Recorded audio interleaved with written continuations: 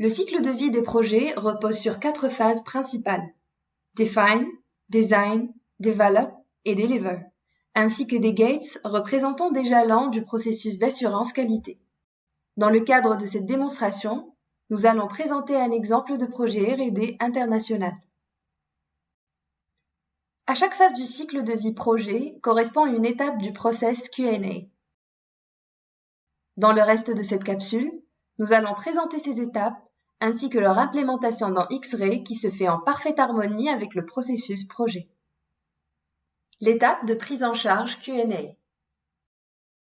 Les éléments principaux obtenus en sortie de cette étape sont la définition de la stratégie de recette qui précise les objectifs des tests, le périmètre des tests et la responsabilité de chacune des parties prenantes, la définition des besoins nécessaires pour réaliser ces tests, ces besoins devant être approuvés par les parties prenantes et transmis aux équipes en charge des environnements pour prise en compte de la demande. La définition du macro-planning pour mener à bien les activités de test. Pendant cette première étape de processus, la prise en charge QA, la mise en place de projets QA X-Ray se fait par l'intermédiaire du Setup Projet QA X-Ray. Cette étape se réalise à travers la création d'un ticket de type Story ou Epic. La mise en place de projets Q&A dans X-Ray pourrait se faire aussi à partir d'un template d'un projet existant.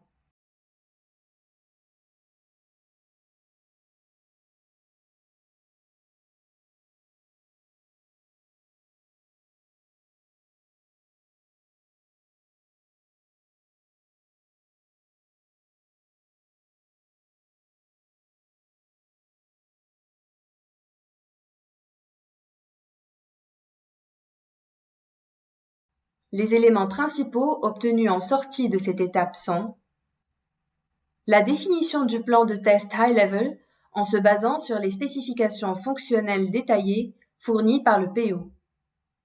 La définition de l'organisation nécessaire pour mener à bien les activités Q&A. Identification des compétences requises et de la charge de réalisation. Identification du gap éventuel entre les compétences requises et celles des ressources disponibles. Mettre en place un plan de montée en compétences des ressources afin d'être exécuté avant le début des tests. Pendant cette étape, organiser les tests, la structure des campagnes de tests est créée à travers des tickets de type test plan.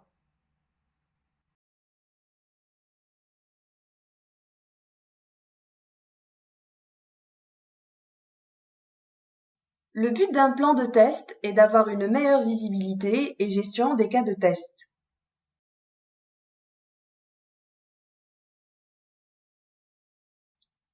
Spécifier les tests. Les éléments principaux obtenus en sortie de cette étape sont la définition détaillée des test cases et des test scripts. Cette opération se fait dans ALM. La spécification des jeux de données nécessaires au bon déroulement des tests, ainsi que les opérations éventuelles d'extraction-transformation. Par la suite, les cas et les scripts de test peuvent être définis avec des tickets de type test case et steps, et répertoriés avec des tickets de type test set.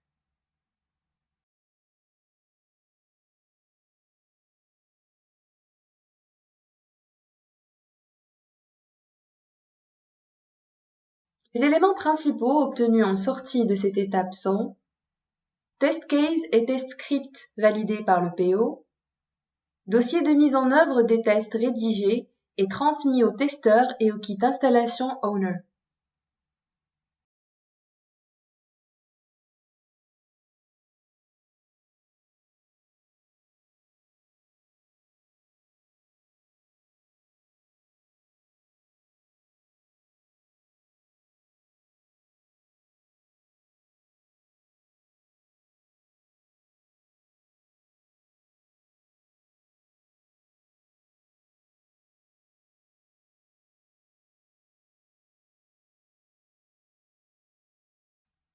Exécuter les tests.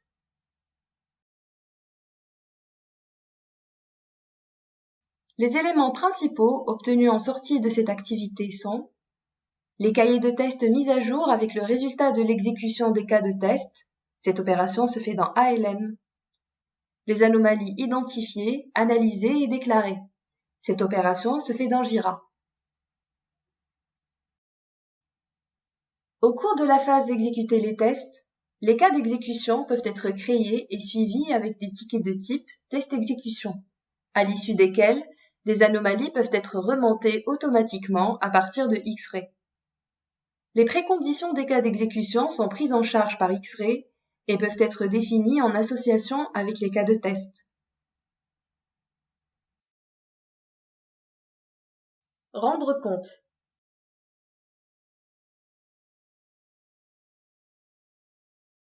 Les éléments principaux obtenus en sortie de cette activité sont les comptes rendus périodiques, fréquence à définir en fonction de la densité des campagnes et du niveau de risque, transmis par l'équipe de test, les synthèses remontées dans la fiche de suivi de projet ou les rapports de statut de la maintenance. Enfin, le reporting final des campagnes et des anomalies peut être déclenché comme une dernière étape de processus à travers des fonctionnalités de reporting et des dashboards qui donnent toutes les informations pertinentes pour la gestion des campagnes de test.